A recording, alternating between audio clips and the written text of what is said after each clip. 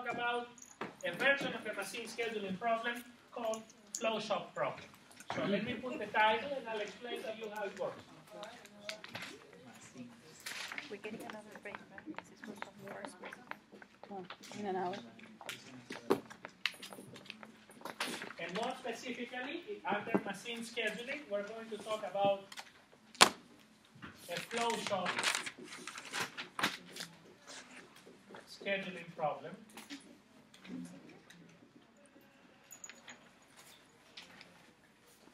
They're having fun.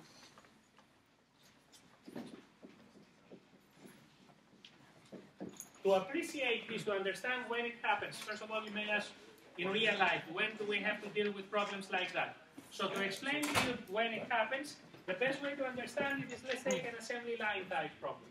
So it's in an assembly line type problem, we have raw materials coming in, and then we gradually convert it into a final product. So a flow shop is a mathematical representation of an assembly line. So here we can say we have stage 1. Then, after it's done there, it goes to the next one, stage 2.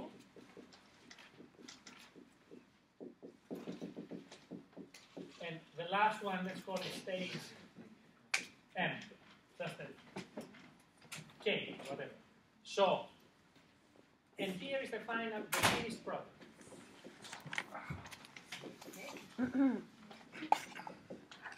So, when a product is processed, let's say, in the first stage, but not in the second stage, in the between, whatever units we have here, which is done in the first stage, but not is done all the way through, what we have in the between, we call, let's assume we have some units here. They are processed in stage 1, but not yet in stage 2. So that's what we call in-process inventory. The same title can be used here.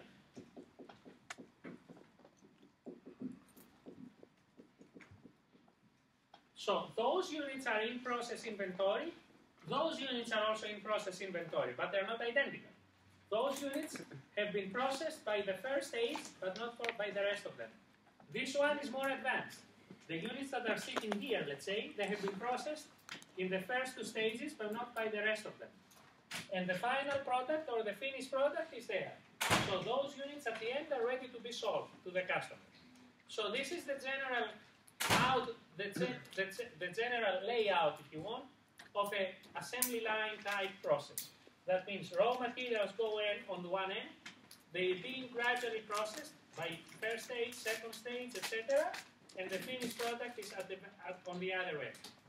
There are 2 different, let me give you some general background about production. There are 2 different philosophies, production philosophies. One of them is the push production philosophy, and the other one is pull.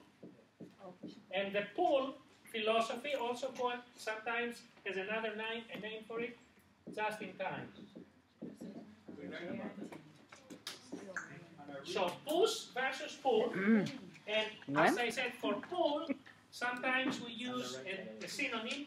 It coincides with the philosophy of a just-in-time production system. What is the basic difference between the 2? There are different philosophical systems. Push, everything starts here and we push down. Pull, decisions are done at the end and we pull this way. So those are philosophically different.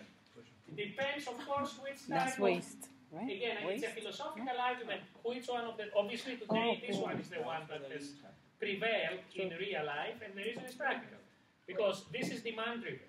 So when you have pull, it's demand driven. So you produce only when you have demand. To give you an example, in the car industry, the majority of the car, even though you hear just in time, etc., but the basic philosophy is push. That means companies produce cars that they haven't already sold. Like the mass manufacturers, like GM, Honda, Toyota, obviously, they produce cars even though they don't have clients for them. Of course, they have some estimates.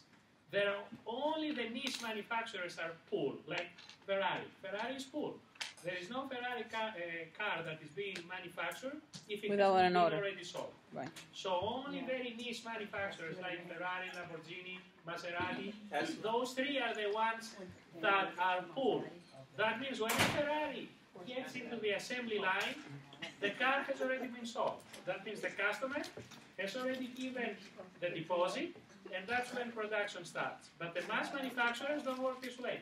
So what is a disadvantage of push? If you overestimate demand, then you may end up with those unused inventories that I talked about. So that's what happened to the US-based manufacturers 3 or 4 years ago. They couldn't sell using their push production philosophy, and they ended up with inventories. They couldn't do anything about this. So, for us, what we're going to do, we're going to do a simplified version of the problem. So what we're going to do is mathematics.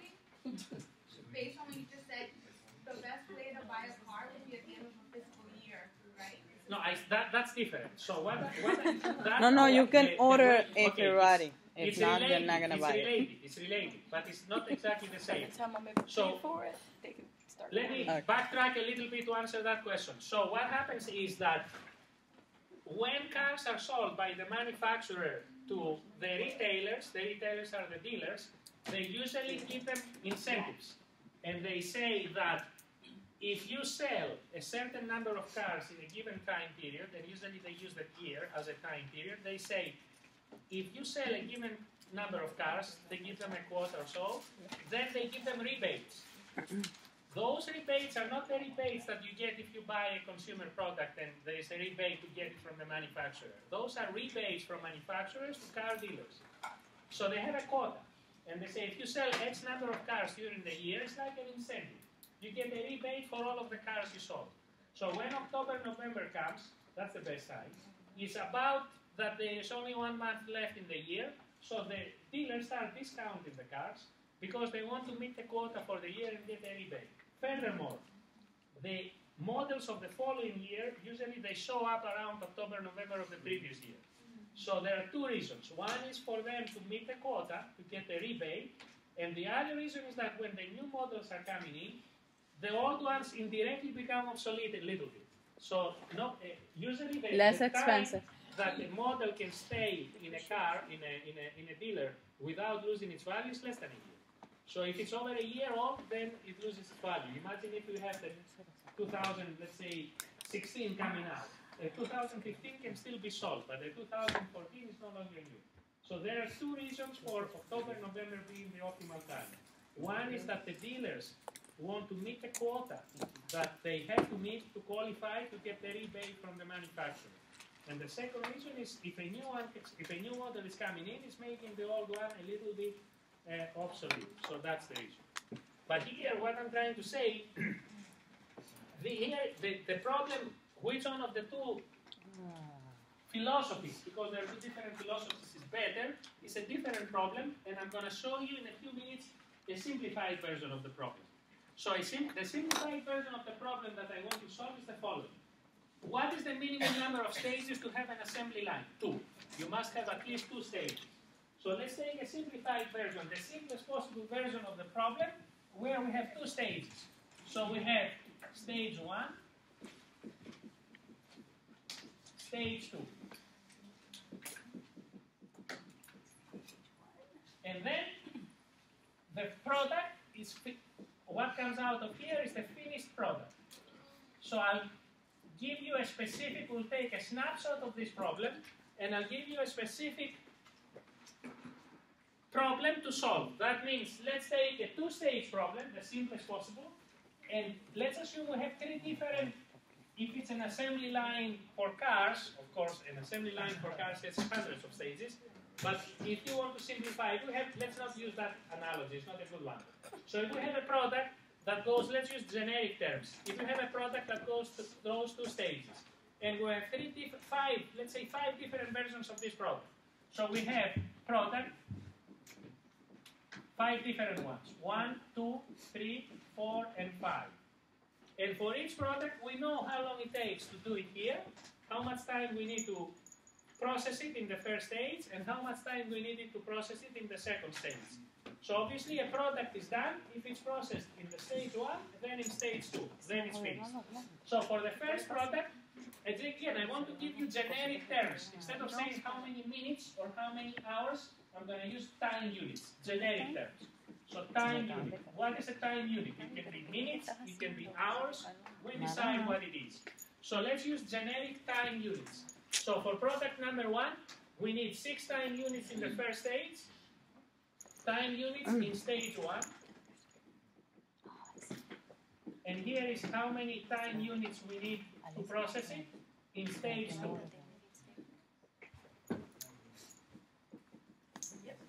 So for each product, we have the information. So this one, 6 minutes or 6 time units in stage 1, 2 in stage 2. Here one, on this one, let's put 3 and 4. 1 and 5. This one, 4 and 2. And this one, let's put 3 and 6. So I can order. Okay, so what is the problem here? The problem is that at the beginning of the problem, let's call it at the beginning of time 0, when we start, we inherit this order. We have 5 different products that we have to process through stage 1. Each product is completed if it goes stage 1, stage 2, and out. Just to give you an example, if we have only one product, let's assume we have only the very first one. Assume 2, 3, 4, and 5 don't exist. We only have product number 1. And the customer is calling us. When can I have it? When can we call the customer if it's product number 1 is the only one? It starts right now. It's calling us. I needed it as soon as possible. When can we have it? How? 8. Exactly. So you got it. If it's the only one, 6. And then 2 more on the other one, 6 plus 2, 8. So we can tell the customer 8 minutes. Let's assume it's minutes. 8 minutes from now, it's done. You can have it. So what is making it a problem? What is making it a problem is the following. That in each stage, we cannot process, let's call them machines. In each machine can process only one product at a time. So we cannot have, for example, when we start, all of them are available. But can we process all 5 at the same time? No, 1 at a time. So somebody's going to say, if we have a customer who ordered all 5 of them, and he said, when are you going to finish the whole order? So let's assume those products are part of a big order. So the customer gave us an order with all 5 and says, he's picking up the phone right now. He said, I want to come to the store and pick up all 5 of them. When can I come? So let's assume we don't use any intelligence. We say, let's try to put them in this order. Let's try to put them through the machines 1, 2, 3, 4, 5. We say, let's try to process them. This one first, 1, then 2, then 3, 4, and 5. So that's not necessarily the best way to do it, but it's one way to do it. Because what is the restriction? The restriction is that in each stage, in each machine, we can do only 1 at a time. We cannot just put all 5 of them at the same time. The machine can do only 1 at a time.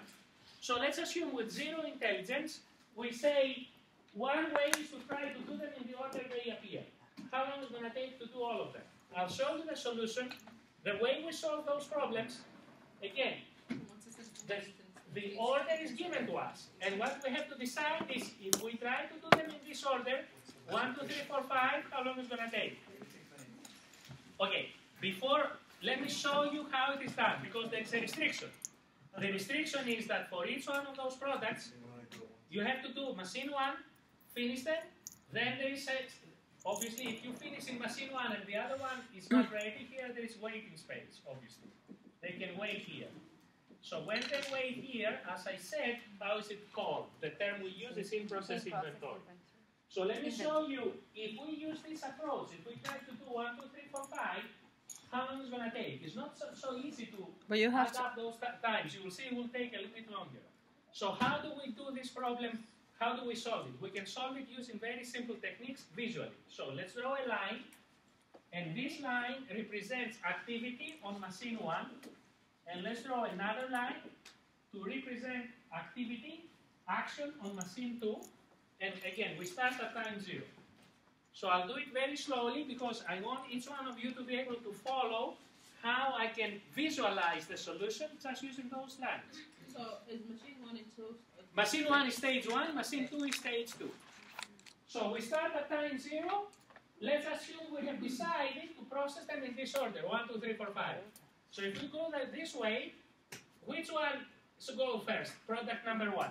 Yes. So how long is it going to take on machine 1? 6 time units, minutes, whatever you want to call it. So Not from 0 working. to 6, we have product number 1 on machine 1. So look at what I did. I drew a small graph here. So I said, what's going on machine 1 from 0 to 6? Product number 1. When can we shift product number 1 from machine 1 to machine 2? At 6. At time 6 is done on machine 1. So if it's done on machine 1, we can immediately start it on machine 2. So at time 6, what happens? Product number 1 is done on machine 1. So this is, the second line here is activity on machine 2. So at time 6, it's ready to go from 1 to 2. How long is it going to take to do product 1 on machine 2? 2 times from 6 to 8.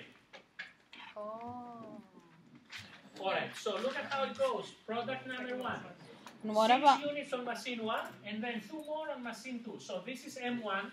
So let me now simplify the terminology. This is M1, machine 1, and here is time on machine 2. Let me simplify the terminology. M1 and M2. So on M2, so at time 8, this one is gone. But remember now, the customer said, I'm not going to come and pick up 5 times each one of them. Tell me when is the earliest I can come and pick up all of them. So at time 8 is gone, is finished. We put it on waiting. We just have some space there for finished goods, and we put it there. But the customer has told us, I want to come in to pick up all 5 of them. When is the earliest I can come in to pick up all 5 of them? So right now, 1 is done. Product number 1, the first one is done, finished. But we cannot tell the customer come in. What about the other 4? So now let's try, in this order, the next one is product number 2. So look at what's going to happen with product number 2. How much time we need on machine 1? 3 minutes. So if we start at 6 plus 3, 9. Pero mira, there's waiting time for. Can we start product number 2 at 8 on the second machine? No. No. Remember the restriction of a flow shop. Flow shop is like an assembly line. You cannot do the second operation before the first one is completed. So it's like, as I said, one way to visualize sequential here is, let's take a body shop. You cannot paint a car if you don't first finish, straighten up the fender, whatever is the problem. So first you do the body work, then you do the painting. There are numerous examples. So that means you cannot start the second one until the first one is gone. First one, for each product, first operation must finish before the next one starts.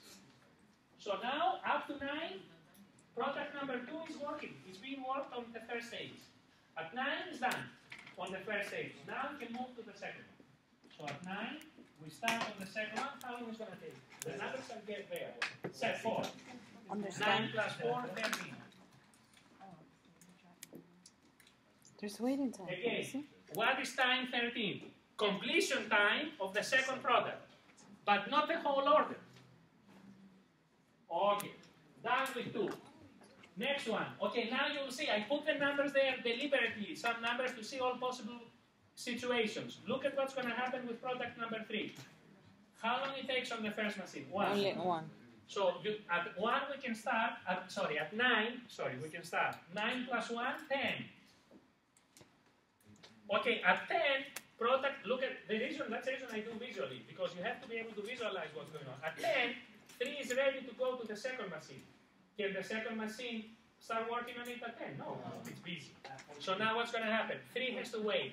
What's going to happen to 3 between 10 and 13? Between 10 and 13, it's here. It's here, in the middle. So it's sitting there. It's done on the first machine, but it has nowhere to go because the second machine is busy with the previous one. So this is what happens for 3. It's finished on the first machine, but it has nowhere to go because the second machine is busy. So what happens to it? If we have waiting space, it becomes what we call in-process inventory. In-process means it's halfway done. It's done on the first one, but not on the second one.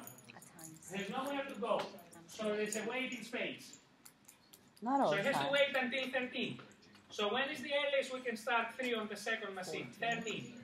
How long is it going to take? Let me read the numbers. 5. 13 plus 5, 18.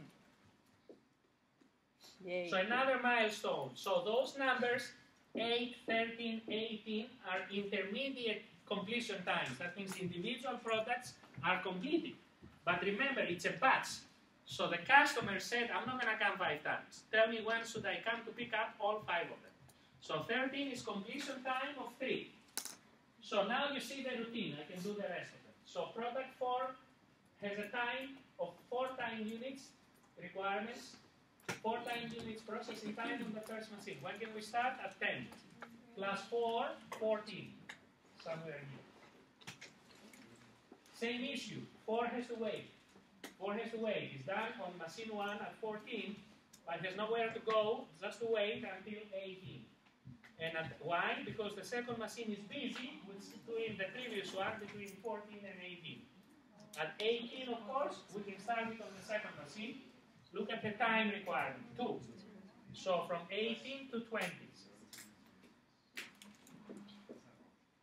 Again, 20, what is 20? Completion time of product number 4, but not the overall completion time. The overall completion time is only when the last one is done. So the last one, of course, here is 5. So right now, let's finish with the last one. It will start at 14, plus 3, 17. So 14 to 17, somewhere here. Then we have to wait up from 17 to 20. And how long do we need to process 5 on the second machine? 6. 20 plus 6, 26. So 26 is, there are numerous terms to define 26. So one way to define, if we consider all of those 5 products as one batch, we say 26 is the batch completion time. And then 17.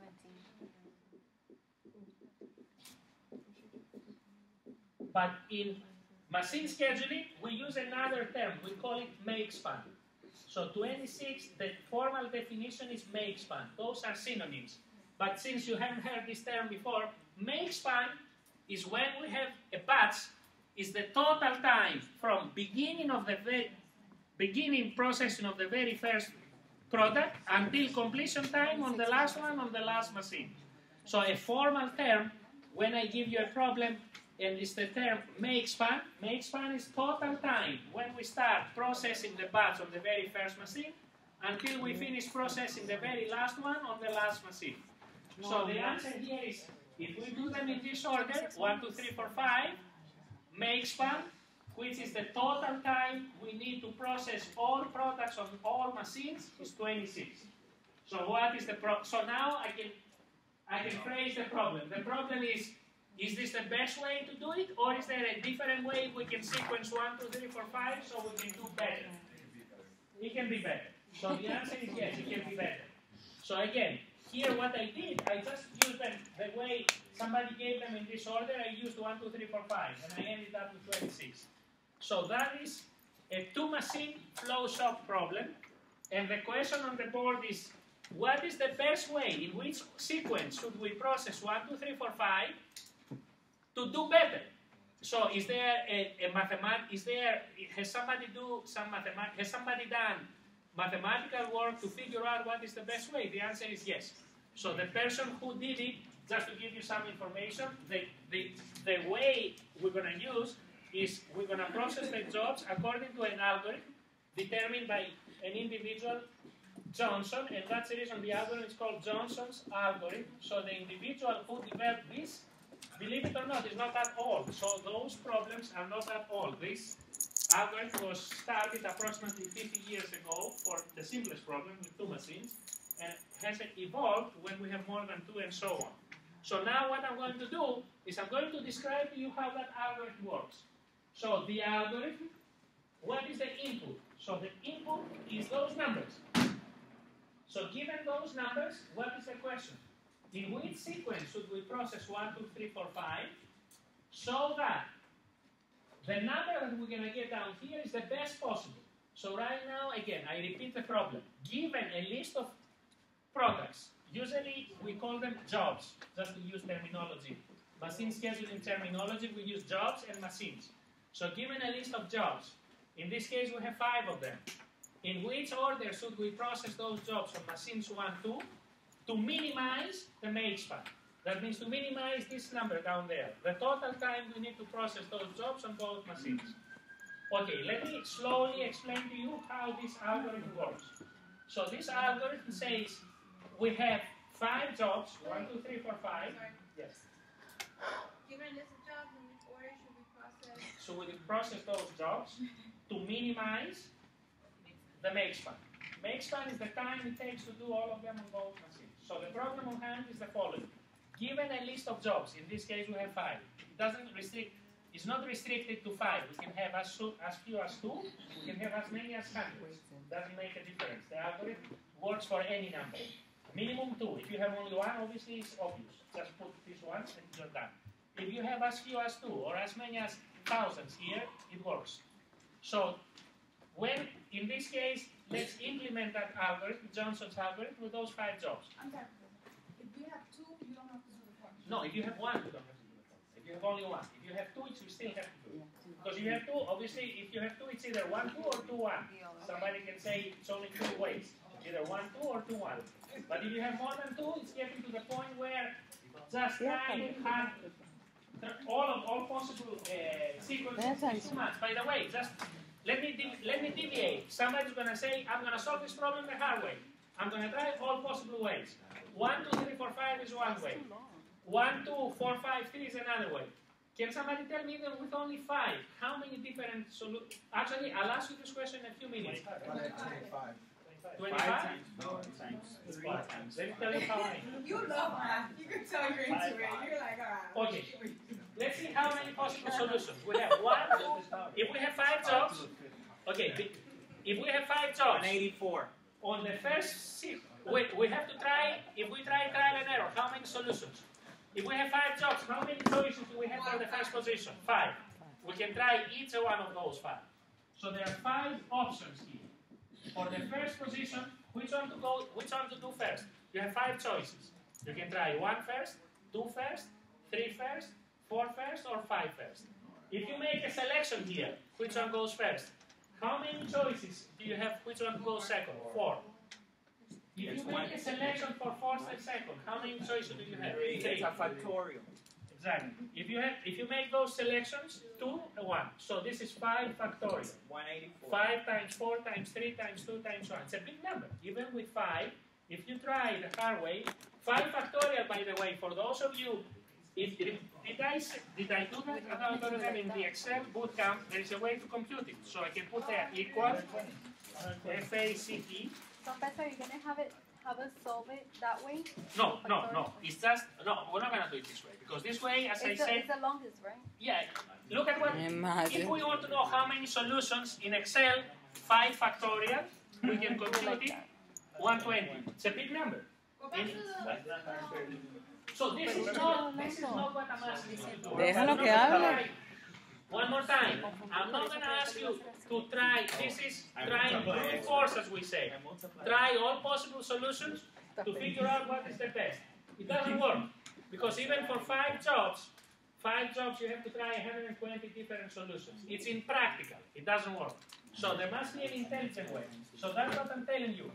That algorithm is going to tell us how to solve the problem without trying all solutions. Okay, again, let me have everybody's attention. So you can, again, this is not anywhere in any book, in any notes. If you don't get it here, you're not going to be able then to solve the Se problem. va a fruncir. Okay, so we say, theoretically, we need to figure out, to fill in 5 slots in the sequence. Why 5 slots? We have 5 jobs. So we have to decide which job goes in the first position, which job goes in the second position, third, fourth, and fifth position. No, this is only for a situation like this, when you have two different stages. So the problem, data. Again, I need everybody's attention, please. Be quiet. So we have 5 jobs. For each job, we have the information, how long it takes on the first machine, how long it takes on the second machine. So using only this information, that means using those 10 numbers, we have to decide which job to put first, second, third, fourth, and fifth. That's the problem. So the problem is, given 5 jobs in this case, we know how long it takes to do each one of those jobs on each one of the 2 machines, and we have to figure out what is the best possible way to do it. Which one to go first, which one to go second. So again, because this algorithm, if you don't understand it visually as I do it here, you're going to have problems. So the algorithm works as follows. It says, you have 10 numbers here. Why 10? If you have 5 jobs, 5 times 2. Each job has 2 numbers. Scan those 10 numbers to pick up the smallest one. So in this case, the smallest one is this one. So we say, scan those 10 numbers and identify the smallest one. What if there is a tie? I'll talk about it later. For the time being, assume there is no tie. Each number is distinct. So here is the smallest number. So first locate the smallest number. So the rule is the following. So I'm going to say it first and then I'm going to do it. The rule is the following. If the smallest number will belong to some job, it will be either on machine 1 or on machine 2. If the smallest number is on machine 1, schedule this job towards the front as soon as possible, towards the front of the schedule. What if that number was on the second column? If the smallest number was on the second column, schedule the job towards the back. So here, in this case, smallest number is on the first column, schedule the job towards the front. If the smallest number happened to be here, it's possible, schedule the job towards the back. So in this particular case, the smallest number is 1, it belongs to job number 3, and it's in the first column. Because it's in the first column, we schedule job number 3 towards the front. Why do I say towards the front instead of saying first? Because right now, it's empty is first, but later, the correct way is to say towards the front, towards the back. So when it's empty, and I say schedule job number 3 towards the front, why towards the front? Because 1 is on the first machine. In an empty schedule, towards the front means here. So 3 is going towards the front. There is nothing. The schedule is empty, so goes as early as possible. As early as possible is first. So Only if I finish, you'll be able to let me finish, because only if I finish, you will see all the possibilities. So the rule is the following. Scan those 10 numbers, locate the smallest number. If the smallest number is on the first machine, schedule the job as early as possible. So in this case, 1 was on the first machine, so we schedule the job as early as possible. Now we say delete it, take it out. So assume, remove it, it doesn't exist anymore. What is the smallest number among the remaining 8? You have What is 2. the smallest number? This one. And somebody's going to say this one. It's 2 of them. Mm-hmm. It doesn't matter. So now I have a tie. It doesn't matter. If there is a tie, it doesn't matter. You pick up either one. You pick up either one. It doesn't matter which one you choose. So I have a tie. It doesn't matter. So I saw that 2 first. Somebody may see the other one. So I'll explain to you why it doesn't matter in a few minutes. But first the rule. So now the minimum is this number here. Belongs to job number 1, but it's on the second machine. So the rule is schedule job number 1 as late as possible, towards the back or as late as possible. So job number 1, this one, because the number here belongs to job number 1, it's on the second machine, job number 1 is to be scheduled as late as possible. As late as possible means here. So you see what happens? I cannot predict where is the next job. The next job may go towards the front, may go towards the back. So right now, job number 1, because I selected these 2, ¿Entendiste, belongs to Jesús? job number 1. So the second machine, towards schedule it as late as possible. So takes the last position. Now we can take this out. So if we take this out, what is left? 4. 3, 4, 4, 2, 3, 6. Here is the minimum. The other 2. So the other 2 is the minimum. Again, because it's on the second machine, job number 4 towards the end, as late as possible. 4 is going here. Alright, if we take this one out, what is left? 2 and 5. 3, 4, 3, 6. A tie, another tie. It doesn't matter. So I pick up this one. If I pick up this one, job number 2 is on the first machine. Job number 2 is on the first machine, so we put it towards the front. So towards the front, first position is taken, it goes there. So now there is only 1 slot left. Then we stop. If we are down to 1 slot, which is unfilled, we stop. Whatever job is left is going to go in there. 5. So which one is left? 5. So 5 goes in there. Now, before I answer questions, 2 comments. Somebody's going to say, well, you chose these 2. Somebody may have chosen these 2. If we flip-flop those 2, Then somebody may have chosen 4 to be there, 1 to be here. So somebody may say, well, I follow the rules like you did, and I ended up with 3, 2, 5, 1, 4. Just following the rules. I just broke the tie another way. So somebody's going to argue with me, this solution is not identical to this one. Which one of the two is correct? Both of them will give the same make span. That's what I said. When you break a tie, it doesn't matter which way you break. So the counter argument by one of you is, but if I break the tie a different way, I end up with a different sequence. So you ended up with this sequence, I ended up with this sequence. Which one is better? Answer is neither one. Both of them are equally good. What does it mean, both of them are equally good? When there is a tie, and I break the tie one way, and you break the tie a different way, we end up with two different sequences. But what is the end result? Both sequences will give me the same make span. So we'll use it as an exercise. We'll do the problem using this sequence, and then we'll do it again using that sequence. And you'll see that both of them will give the same make span. So when it says both of them are equally good, that means they give me the same. What counts here? What counts is what is the shortest time to finish everything, the make span. That's what counts. But theoretically, we're going to get a smaller number than 26. Yes, we should get. So let's try. Okay, I'm going to try this solution. Let's hold this for later. So let's try to see what is the make span. If we try 3, 2, 5, 4, 1. Okay, remember that was the old solution. So now, let me erase it. You will see we'll do better than this. We'll do better than 26. So let me erase it so we can do the new one. Oh my Lord. So this method, the individual who devised, this individual Johnson who came up with this method, has proven mathematically that this is the best possible. That the best possible we can do right now is the 20. The best possible is either one of those two has to be less than 26. I don't know the value, but we'll do it right now. So let's do it using now this sequence. So the question is how long it's going to take to process all jobs if we use this one, 3, 2, 5, 4, 1. So again, the same approach. Let's draw two lines.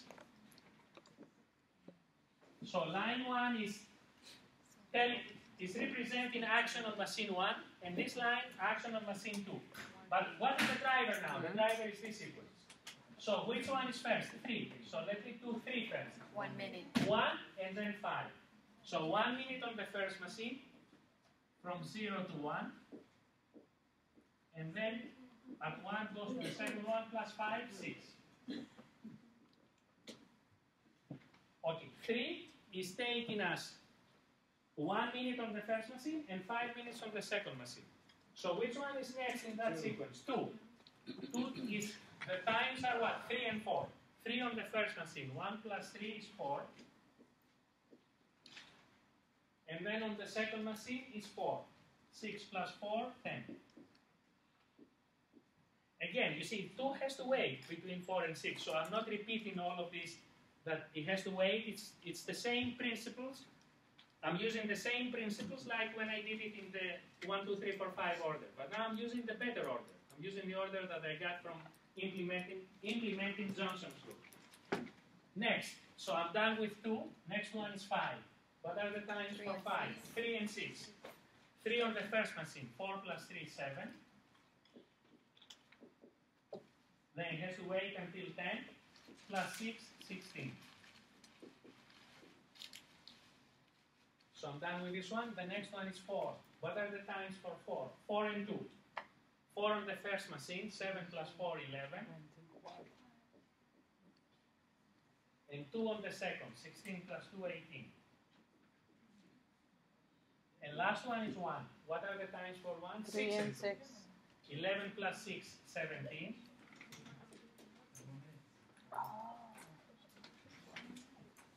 No.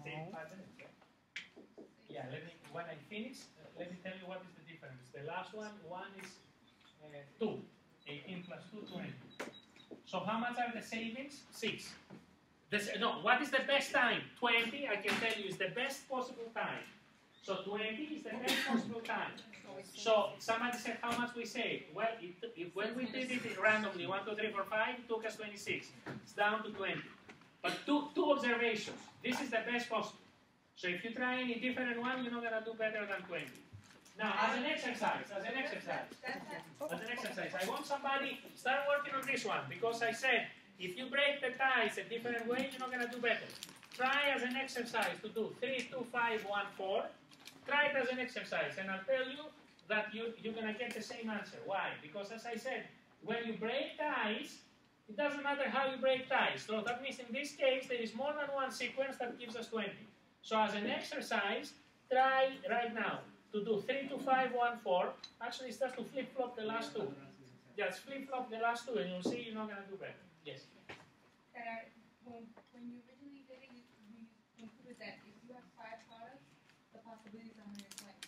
So out of 120 possibilities, I selected, technically, it should be one possible, but now this algorithm gave me more than one, 2 different ones that give me the same value. Those two would be the two of The two best ones, Usually, it's one best solution, but if there are ties, like in this case there are ties, we have more than one possible best solution. So we have 2 solutions that are equally good. Yeah, it's down, of course, out of 120, 1 or 2. But as I said, this is a theoretical result. That means if you try to sequence using that rule, Johnson's rule, the value you get here is the best possible. If you try any possible other value, you can do better. So this is the best possible value. So 20 is the best possible value. Now, I'm not going to spend time, but if you flip-flop the last 2, still you get a 20 there. That's what You would say that 20 makes the make span is 20. So that means, practically, what does it mean? What does it mean? You have a customer who gave you those 5 orders. So let's treat each one of them as a separate product. So you have a customer who gave you those 5. And he doesn't care how you do it.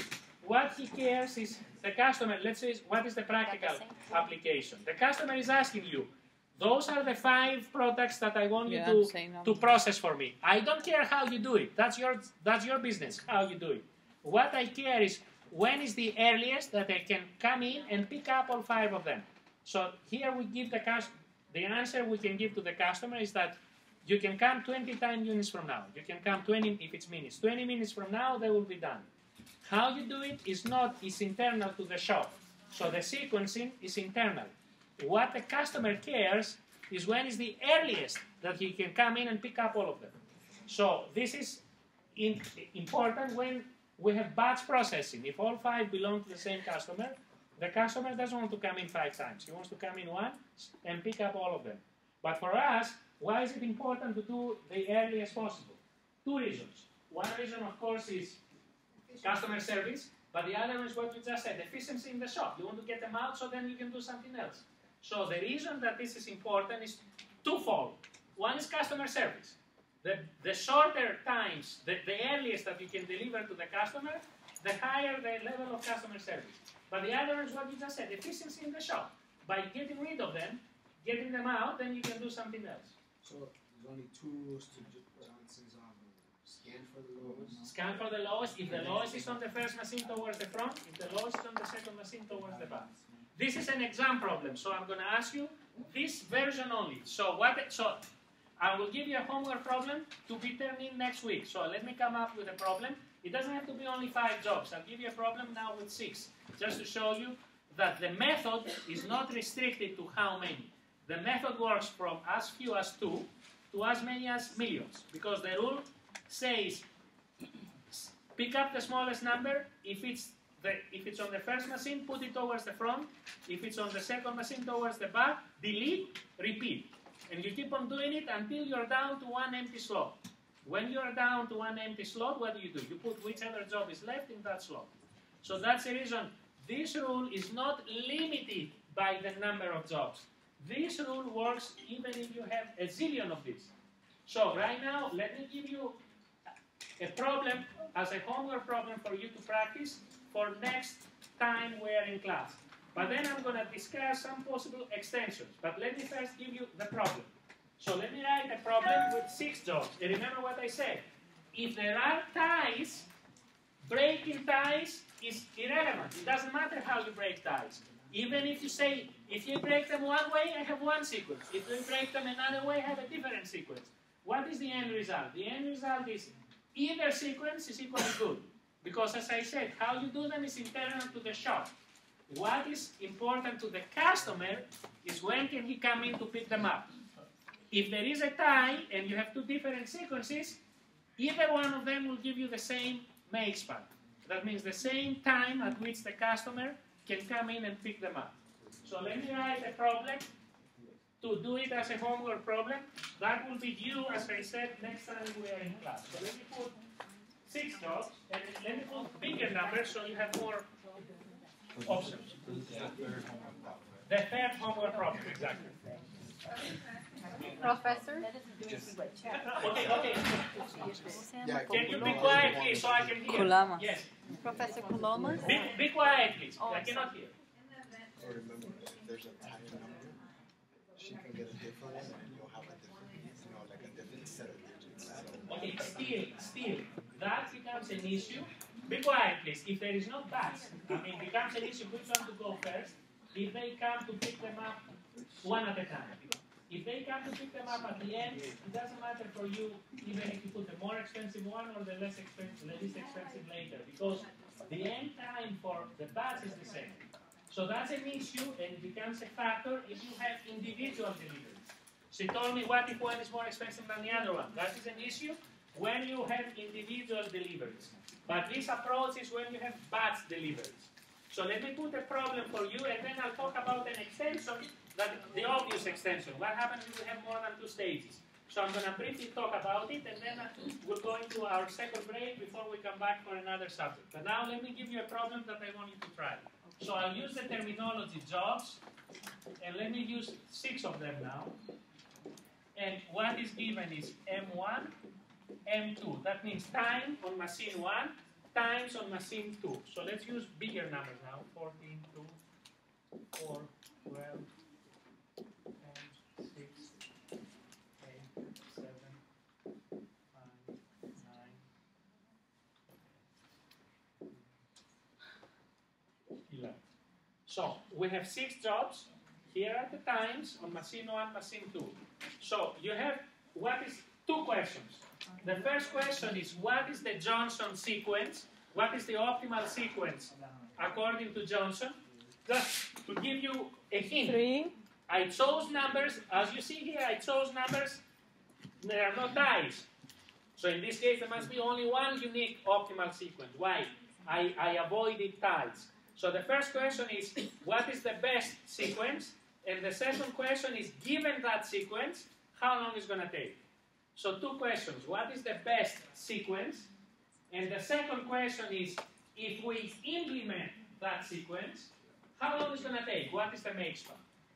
So that's all I'm asking you. So this is I'm going to solve it in class, but this is a practice problem for next class. Now, before I let you go into the second break, let me tell you a little bit about the obvious question. Somebody's going to say, this is nice, it works, but in real life, I seldom have 2 stages. In real life, we have processes where we have even with 3 stages. So let me tell you so you understand something that is significant. Even if you have more than 2, just 3 stages, it doesn't work. Somebody's going to say, is there a quick way like this? No. Even with 3 stages, there is no, to show you how these problems get out of hand when they grow. Even if we go from 2 to 3 stages, there is no quick way to solve the problem. Mathematicians have tried and couldn't figure it out. Actually, they were able to come up with a negative answer. It's impossible to get a quick way to solve the problem. Going even from 2 to 3 stages, it's impossible to get a quick way to solve the problem. There is no quick way. So if there is no quick way, what is the alternative? The alternative is try all of them, which is impractical. But if there is no quick way, again, the alternative is if you have 5 jobs, try all 120 sequences. But what if you have 10 jobs? Just put in the computer 10 factorial to see it's 3 million something. So it's impossible to try all of that. So here is what happens, what differentiates theory from practice. So theoretical, somebody can say there is no quick way. To give you an analogy to understand what is the difference between theory and practice, like, for example, sometimes when we cannot get the best possible solution, in theory, we raise our hands and we say, here is a proof that there is no quick solution, we have to try everything. But that from a theoretical standpoint, that's good enough. But from a practical standpoint, the manager says, I have a problem to solve.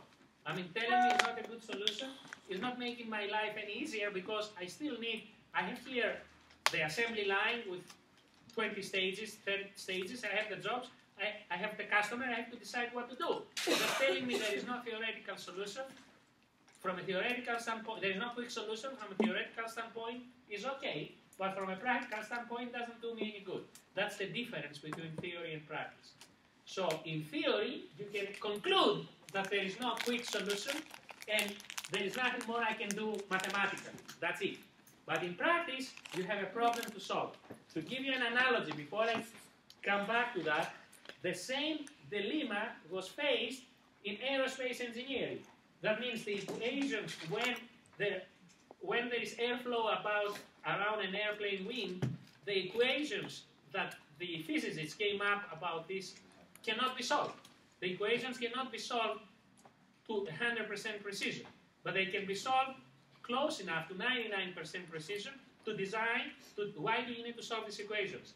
If you solve these equations, you can decide what is the optimal shape of an airplane wing. If you don't solve the equations, of course you have no idea. So since they couldn't solve them to precision 100%, they said, let's solve them with enough precision to decide what is the best shape of an airplane wing. And otherwise, here's the difference. If somebody had said, we cannot solve the equations, we know that, we're not going to try an approximate solution, we won't have airplanes. But obviously, it's the other way around. People said, what is the best possible solution? So we're going to do something analogous here. So we say, the production managers, operation managers said, what is the best possible solution? So the best possible solution, this is FYI, I'm not going to ask you questions. If you have a problem with more than 2 machines, let's assume any number of machines, let's assume 10 machines. So you have products, 1, 2, 3, 4, 5, 6, and you have M1, M2, 3, let's say it's 6 machines. So the approximate solution that works well is the following. So they said, well, we know that if we have only 2 machines, there is a solution. There is a way to solve the problem. If there is more than 2, there is no way to solve the problem. So what did they do? Practitioners, to get a good solution. We say, since there is a solution for 2 machines, cut the problem in half. So if you have in this case, an even number of machines, 6, here is a midpoint. Someone's going to say, what happens if we have only 5 machines, which is odd? Let me put here a version with 5. If you have 5, you can still cut it in half. Let's assume you have only 5. You can still cut it in half, but you take the middle one. So you say the first group is 1 plus 2 plus 3. So the middle one belongs to both groups. And the second group is 3 plus 4 plus 5.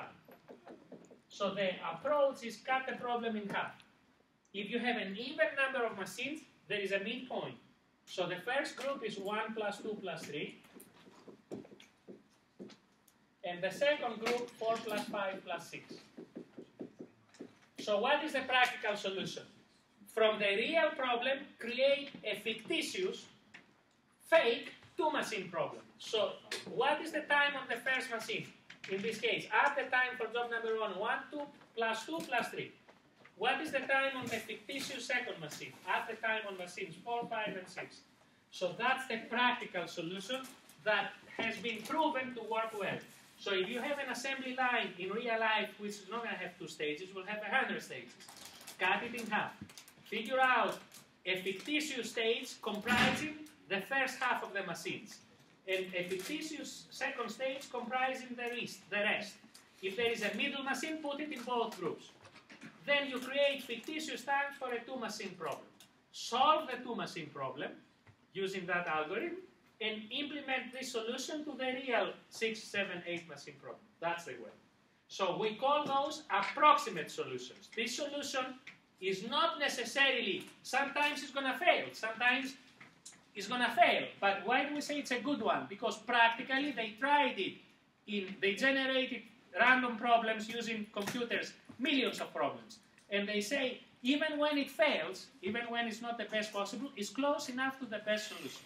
Okay, you first. Can you compute these in a software? Of course. I mean, I can write a computer program, because what happens is, you create those times, and then you use a sort command. You figure out where is the small one. I can even do it in Excel, but it's going to take a few I mean, it's not straightforward. You use the sort command in Excel.